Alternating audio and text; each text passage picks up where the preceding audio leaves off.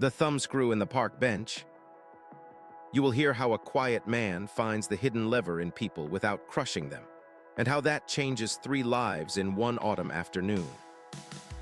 Author Daniel Kim, workplace storyteller.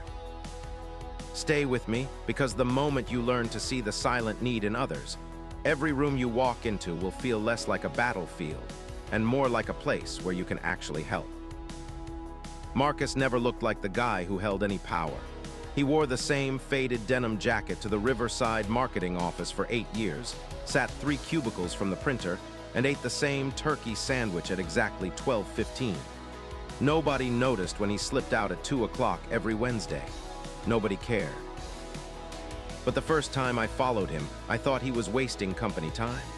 I was 24, newly promoted, and desperate to prove I could spot slackers.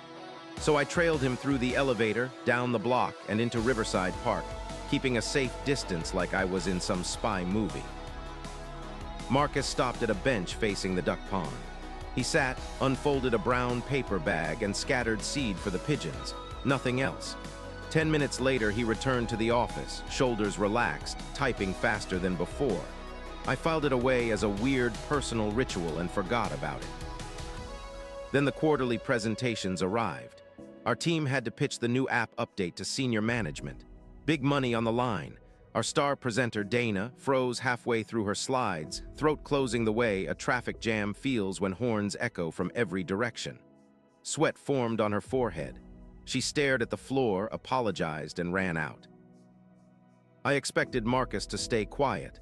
Instead, he raised his hand, asked the executives for 5 minutes, and walked out. I assumed he went to grab the project manager. I was wrong. He came back with Dana, eyes dry, shoulders steady. She restarted the pitch, finished strong, and we landed the account. Later, I cornered her by the vending machines. "What did Marcus say to you?" She looked around, lowered her voice. "He told me he noticed I play Wordscape on the subway every morning, said that little game keeps my brain busy so I don't spiral about my stutter. He asked if I picture the letters on the conference room whiteboard the same way. I nodded. He said the whiteboard belongs to me too. Just speak one letter at a time." That was it. No motivational poster speech, no arm squeeze.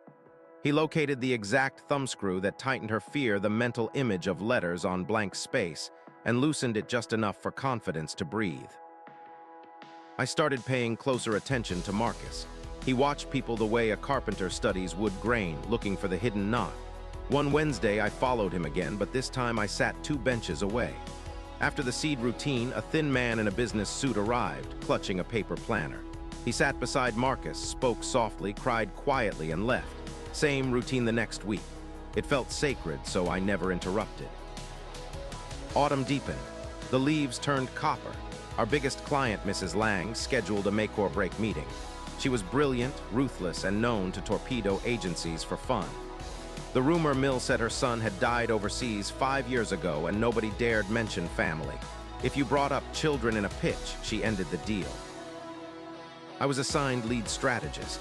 Panic lived in my chest. I wanted the win more than I wanted sleep, but every angle I designed felt flimsy compared to the weight of her grief. One night I stayed late, mapping angles on the glass wall. Marcus walked past, paused, tapped the marker from my hand. He drew a small red maple leaf beside my flowchart.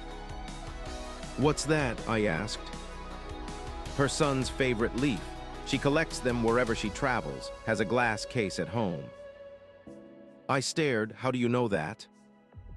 "Same way I know you rehearse speeches in the elevator mirror." A chill ran through me. He had discovered my thumbscrew too, the terror of looking unprepared. He continued, "Don't mention the leaf. Just place one real maple leaf on the proposal cover. She will see it. You'll see the change. Let silence carry the rest." I did. Thursday morning, I slid the crimson leaf under the clasp. Mrs. Lang entered, gaze sharp as broken glass. She lifted the folder, paused, thumb brushing the leaf. Her shoulders dropped half an inch. Whole meeting shifted. She signed the renewal before lunch. That afternoon, I marched to Marcus's cubicle, heart hammering. "I need to learn what you're doing." Without looking up, he said, "Find the need, not the greed.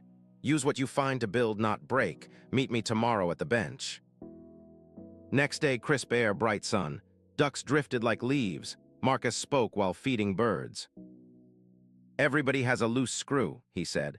But most of us think the goal is to tighten it until the other person squeaks. That's how the book sells it. Real life is kinder. Loosen the screw, oil the hinge, door swings both ways.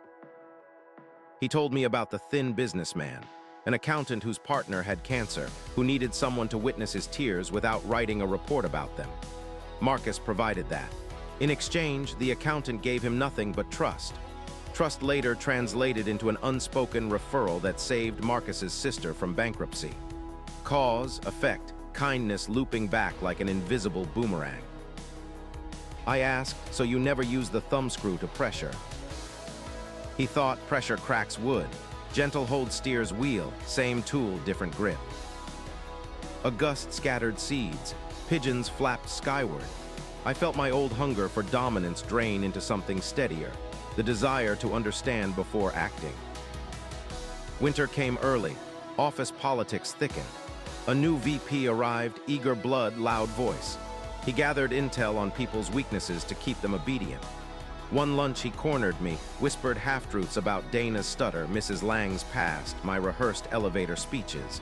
He wanted me anxious, dependent. I remembered the park lesson. That night I researched the VP, found an obscure charity marathon he ran annually for a rare kidney condition affecting his daughter. I donated anonymously, attached a simple note. Your leadership here matters more than numbers. No name, no strings. Next board meeting he froze when an intern mocked disabled athletes. VP's face blanched. He started to speak, hesitated. I met his eyes, nodded once. He stepped in, defended the cause with raw honesty. Room shifted. Afterward he shook my hand, no words. Thumbscrew discovered, thumbscrew respected. I gained an ally instead of a broken opponent. Months later, Marcus transferred to another city. We exchanged no contact info, no promises. Just a final Wednesday in the park. He handed me the brown paper bag, now empty. Your turn to scatter the seeds, he said. Remember, find the gap, but hold it gently. He walked away, denim jacket fading into distance. I sat alone, heart full, realizing influence at its best is just another name for kindness that pays attention. Summary: everybody carries a private weakness, an invisible thumbscrew. Real power comes from noticing it, then choosing to protect, not exploit. When you help someone breathe easier, doors open you never planned to push. Listen carefully, look kindly, and the same world that felt like a battlefield becomes a workshop where people build each other stronger.